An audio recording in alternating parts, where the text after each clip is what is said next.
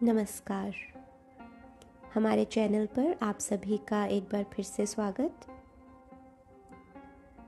आज की कहानी बेहद मार्मिक है, जिसका नाम है बूढ़ी काकी और जिसे लिखा है कथा सम्राट मुंशी प्रेमचंद जी ने।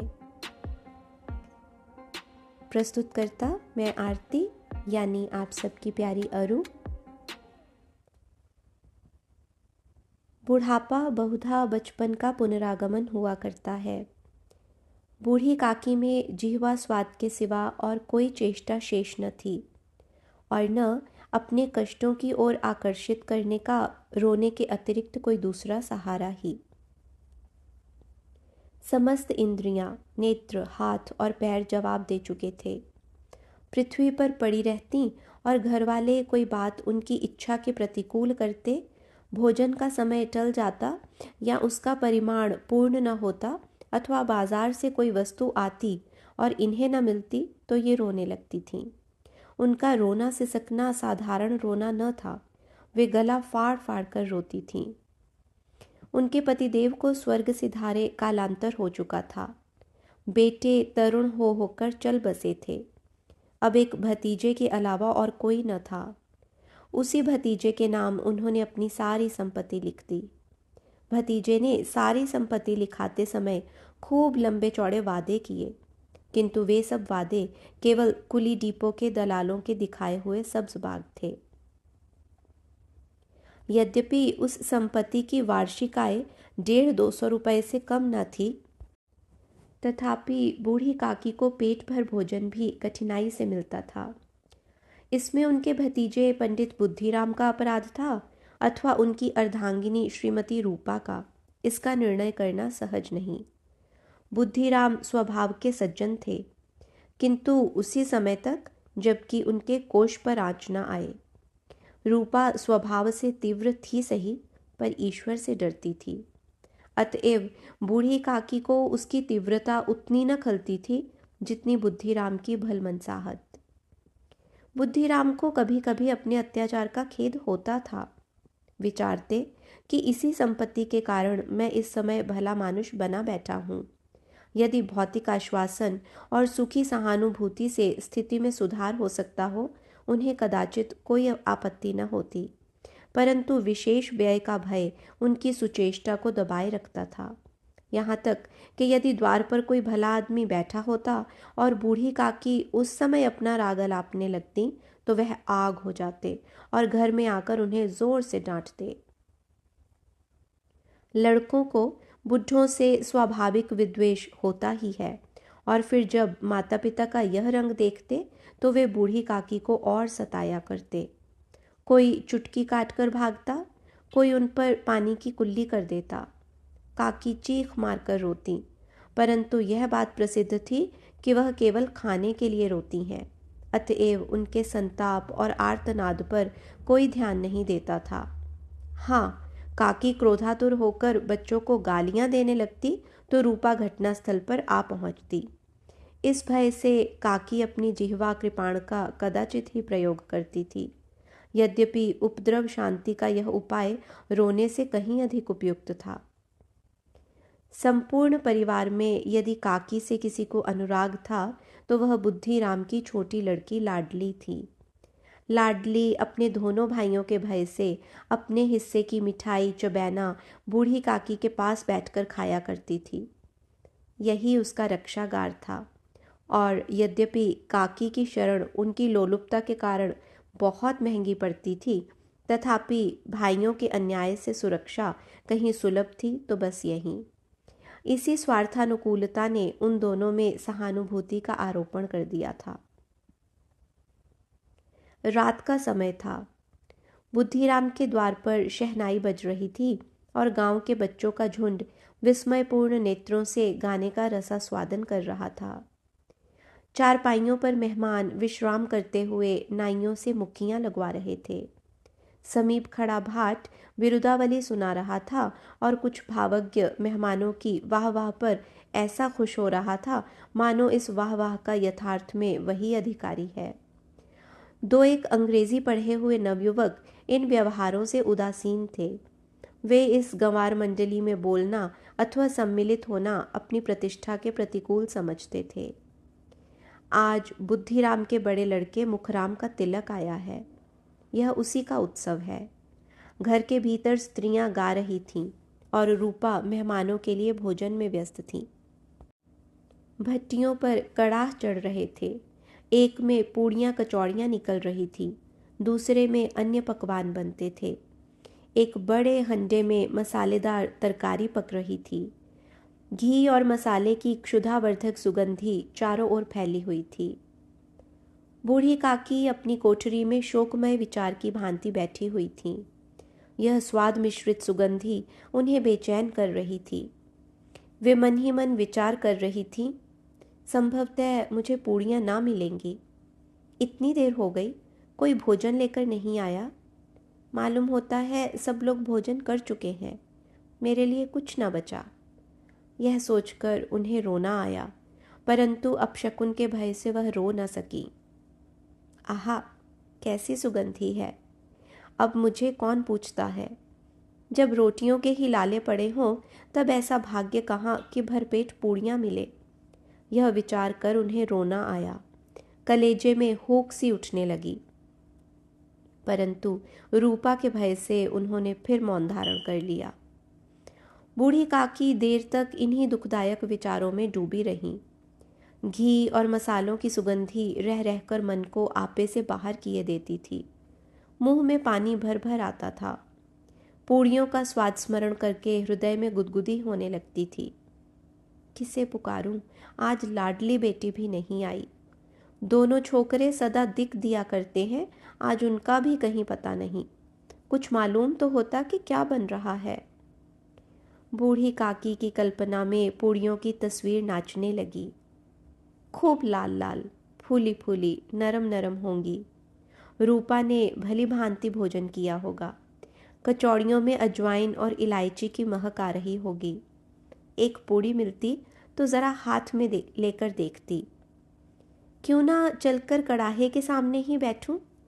पूड़ियाँ छन छन कर तैयार होंगी, कड़ाह से गरम गरम निकलकर थाल में रखी जाती होंगी। फूल हम घर में भी सूंघ सकते हैं, परंतु वाटिका में कुछ और ही बात होती है। इस प्रकार निर्णय करके बूढ़ी काकी उकड़ू बैठकर हाथों के बल सरकती हुई बड़ी कठिनाई से चौखट से उतरी और धीरे धीरे रेंगती हुई कड़ाह के पास जा बैठी। यहाँ आने पर उन्हें उतना ही धैर्य हुआ जितना भूखे कुत्ते को खाने वाले के सम्मुख बैठने में होता है। रूपा उस समय कार्यभार से उद्विग्न हो रही थी। कभी इस कोठे में जाती, कभी उस कोठे में, कभी कड़ाह के पास जाती, कभी भंडार में जाती। किसी ने बाहर से आकर कहा, महाराज ठंडई मांग रहे हैं। ठंडई देने लगी। इतने में फिर किसी ने आकर कहा, भाट आया है, उसे कुछ दे दो। भाट के लिए सीधा निकाल रही थी कि एक तीसरे आदमी ने आकर पूछा, अभी भोजन तैयार होने में और कितना विलंब है, जरा ढोल मजीरा उतार दो। बेचारी अकेली स्त्री दौड़ते दौड़ते व्याकुल हो रही थी, झुंझलाती थी, कुढ़ती थी, परंतु क्रोध प्रकट करने का अवसर न पाती थी। भय होता कहीं पड़ोसने यह न कहने लगे कि इतने में उबल पड़ी। प्यास से स्वयं कंठ सूख रहा था। गर्मी के मारे फूंकी जाती थी, परंतु इतना अवकाश न था कि जरा पानी पी ले अथवा पंखा लेकर झले। यह भी खटका था कि जरा आंख हटी और चीजों की लूट मची। इस अवस्था में उसने बूढ़ी काकी को कड़ाह के पास बैठी देखा तो जल गई। क्रोध न रुक सका। इसका भी ध्यान न रहा कि पड़ोसी ने बैठी हुई हैं, मन में क्या कहेंगी। पुरुषों में लोग सुनेंगे तो क्या कहेंगे। जिस प्रकार मेंढक केंचुए पर झपटता है, उसी प्रकार वह बूढ़ी काकी पर झपटी और उन्हें दोनों हाथों से झटक कर बोली, ऐसे पेट में आग लगे। पेट है या भाड़? कोठरी में बैठते हुए क्या दम घुटता था?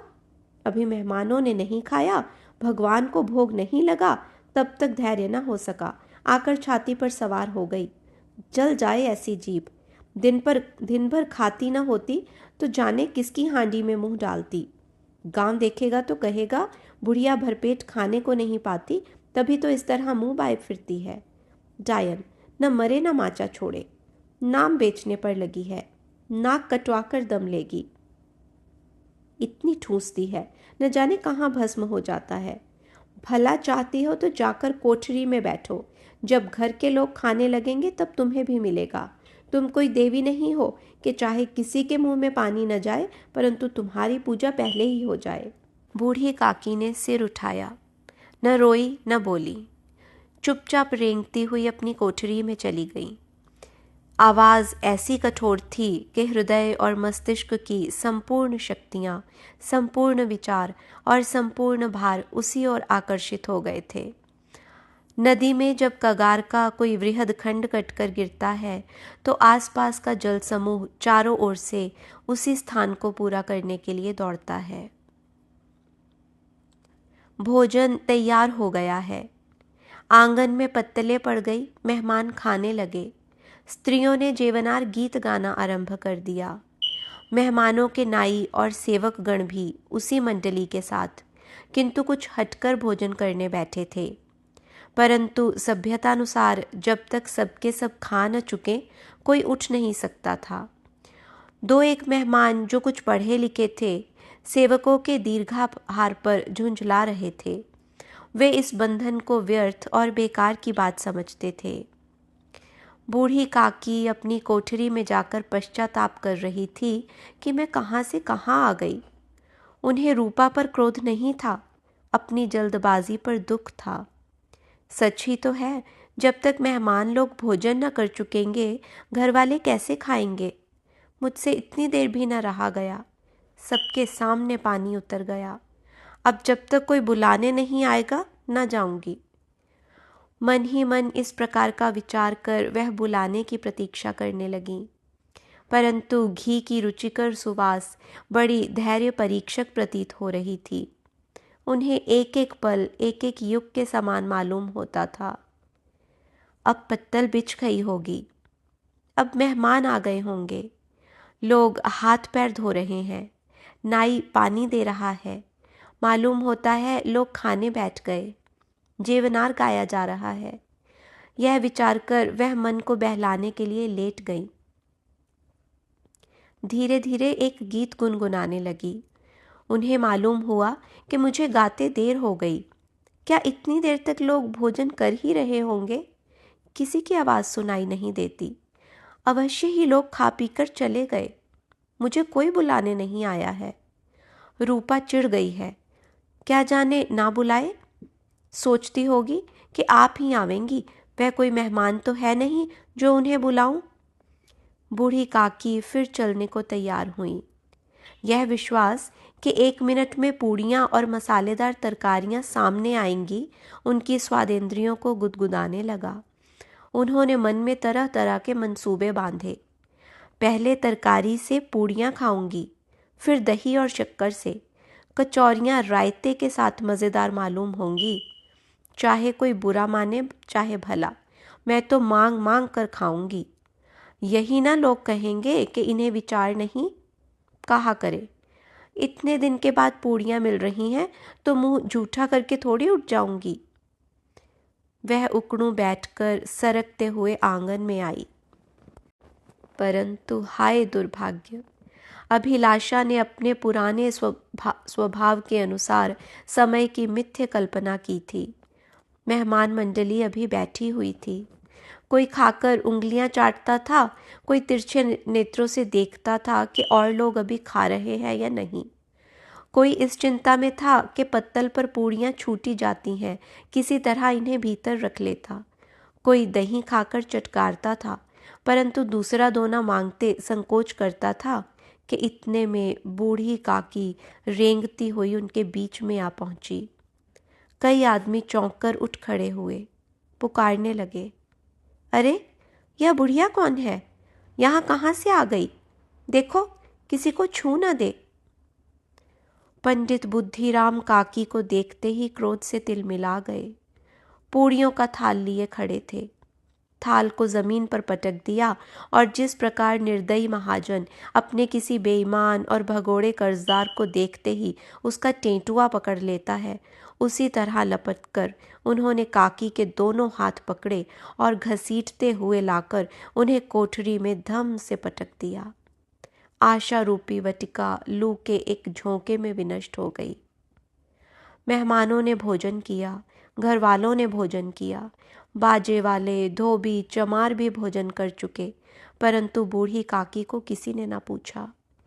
बुद्धिराम और रूपा दोनों ही बूढ़ी काकी को उनकी निर्लज्जता के लिए दंड देने का निश्चय कर चुके थे।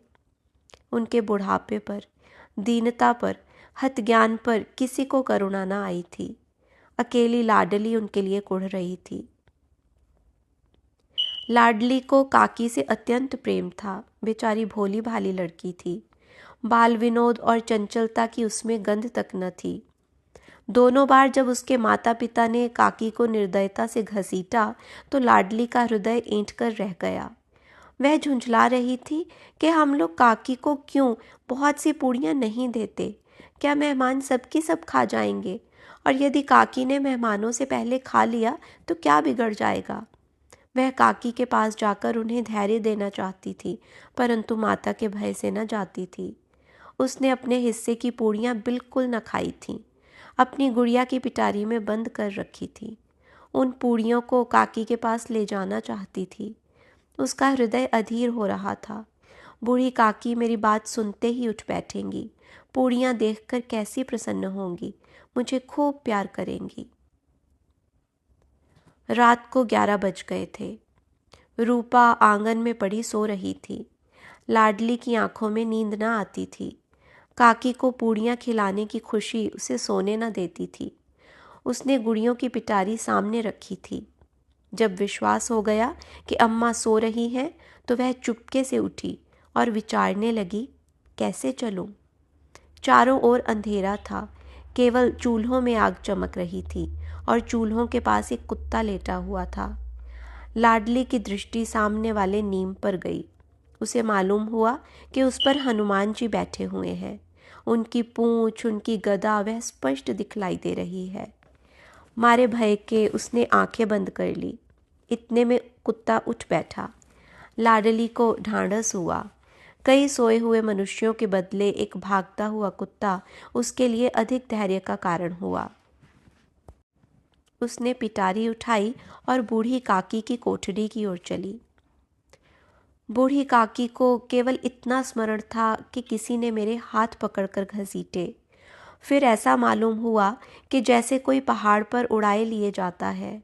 उनके पैर बार बार पत्थरों से टकराए, तब किसी ने उन्हें पहाड़ पर से पटका।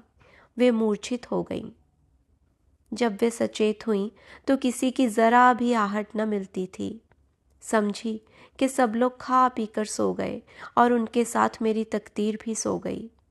रात कैसे कटेगी? राम, क्या खाऊं? पेट में अग्नि धधक रही है। हाँ, किसी ने मेरी सुध न ली। क्या मेरा पेट काटने से धन जुड़ जाएगा? इन लोगों को इतनी भी दया नहीं आती कि न जाने बुढ़िया कब मर जाए, उसका जी क्यों दुखावें। मैं पेट की रोटियां ही खाती हूँ कि कुछ और। इस पर यह हाल। मैं अंधी अपाहिज ठहरी, न कुछ सुनूं न बूझूं। यदि आंगन में चली गई तो क्या बुद्धिराम से इतना कहते न बनता था कि काकी, अभी लोग खाना खा रहे हैं, फिर आना। मुझे घसीटा, पटका। उन्हीं पूड़ियों के लिए रूपा ने सबके सामने गालियां दी। उन्हीं पूड़ियों के लिए इतनी दुर्गति करने पर भी उनका पत्थर का कलेजा न पसीजा। सबको खिलाया, मेरी बात तक न पूछी। जब तब ही न दी, तब अब क्या देंगे? यह विचार कर काकी निराशामय संतोष के साथ लेट गई। ग्लानि से गला भर भर आता था, परंतु मेहमानों के भय से रोती न थी। सहसा कानों में आवाज आई, काकी उठो, मैं पूड़ियाँ लाई हूँ। काकी ने लाडली की बोली पहचानी, चटपट उठ बैठी। दोनों हाथों से लाडली को टटोला और उसे गोद में बिठा लिया। लाडली ने पूड़ियाँ निकाल कर दी। काकी ने पूछा, क्या तुम्हारी अम्मा ने दी हैं? लाडली ने कहा, नहीं, यह मेरे हिस्से की हैं। काकी पूड़ियों पर टूट पड़ी। 5 मिनट में पिटारी खाली हो गई। लाडली ने पूछा, काकी पेट भर गया? जैसे थोड़ी सी वर्षा ठंडक के स्थान पर और भी गर्मी पैदा कर देती है, उसी भांति इन पूड़ियों ने काकी की क्षुधा और इच्छा को और उत्तेजित कर दिया था। बोली, नहीं बेटी, जाकर अम्मा से और मांग लाओ। लाडली ने कहा, अम्मा सोती हैं, जगाऊंगी तो मारेंगी। काकी ने पिटारी को फिर टटोला। उसमें कुछ खुरचन गिरी थी। बार बार होंठ चाटती थीं, चटखारे भरती थीं। हृदय महसूस रहा था कि और पूड़ियाँ कैसे पाऊं। संतोष सेतु जब टूट जाता है तब इच्छा का बहाव अपरिमित हो जाता है। मतवालों को मद का स्मरण करना उन्हें मदान्ध बनाता है। काकी का अधीर मन इच्छाओं के प्रबल प्रवाह में बह गया। उचित और अनुचित का विचार जाता रहा। वे कुछ देर तक उस इच्छा को रोकती रहीं। सहसा लाडली से बोली, मेरा हाथ पकड़कर वहाँ ले चलो जहाँ मेहमानों ने बैठकर भोजन किया है। लाडली उनका अभिप्राय समझ न सकी। उसने काकी का हाथ पकड़ा और ले जाकर जूठे पत्तलों के पास बिठा दिया। दीन, क्षुधातुर, हत ज्ञान बुढ़िया पत्तलों से पूड़ियों के टुकड़े चुन चुनकर भक्षण करने लगी। ओह, दही कितना स्वादिष्ट था, कचौड़ियाँ कितनी सलोनी, खस्ता कितनी सुकोमल। काकी बुद्धिहीन होते हुए भी इतना जानती थी कि मैं वह काम कर रही हूँ जो मुझे कदापि न करना चाहिए। मैं दूसरों की झूठी पत्तल चाट रही हूँ। परंतु बुढ़ापा तृष्णा रोग का अंतिम समय है, जब संपूर्ण इच्छाएं एक ही केंद्र पर आ लगती हैं। बूढ़ी काकी में यह केंद्र उनकी स्वादेंद्रिय थी। ठीक उसी समय रूपा की आंख खुली। उसे मालूम हुआ कि लाडली मेरे पास नहीं है। वह चौंकी चारपाई के इधर उधर ताकने लगी कि कहीं नीचे तो नहीं गिर पड़ी। उसे वहां न पाकर वह उठी तो क्या देखती है कि लाडली जूठे पत्तलों के पास चुपचाप खड़ी है और बूढ़ी काकी पत्तलों पर से पूड़ियों के टुकड़े उठा उठा कर खा रही है। रूपा का हृदय सन्न हो गया। किसी गाय की गर्दन पर छुरी चलते देखकर जो अवस्था उसकी होती, वही उस समय हुई। एक ब्राह्मणी दूसरों की जूठी पत्तल टटोले, इससे अधिक शोकमय दृश्य असंभव था। पूड़ियों के कुछ ग्रासों के लिए उसकी चचेरी सास ऐसा निकृष्ट कर्म कर रही है। यह वह दृश्य था जिसे देखकर देखने वालों के हृदय कांप उठते हैं। ऐसा प्रतीत होता मानो जमीन रुक गई, आसमान चक्कर खा रहा है, संसार पर कोई आपत्ति आने वाली है। रूपा को क्रोध ना आया। शोक के सम्मुख क्रोध कहाँ।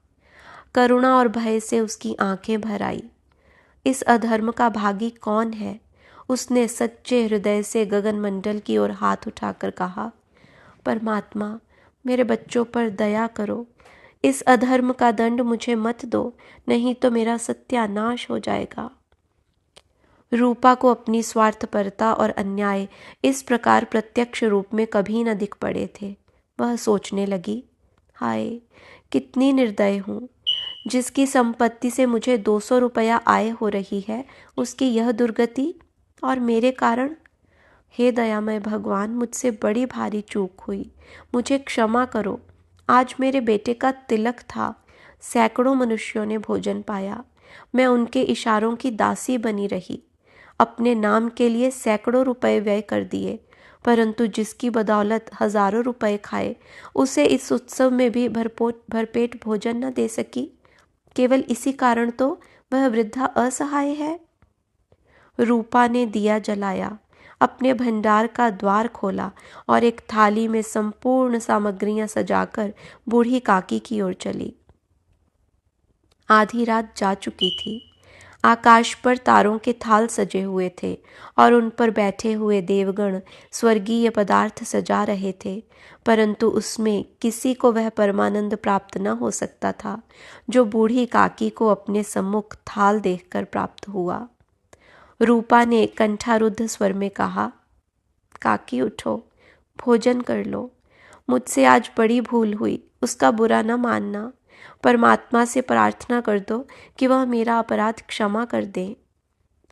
भोले भाले बच्चों की भांति जो मिठाइयाँ पाकर मार और तिरस्कार सब भूल जाता है। बूढ़ी काकी वैसे ही सब भुलाकर बैठी हुई खाना खा रही थी। उनके एक एक रोए से सच्ची सदिच्छाएं निकल रही थीं और रूपा बैठी स्वर्गीय दृश्य का आनंद लेने में निमग्न थी। धन्यवाद। उम्मीद है आपको यह कहानी पसंद आई होगी। अगली कहानी के साथ शीघ्र ही फिर मुलाकात होगी। तब तक के लिए नमस्कार।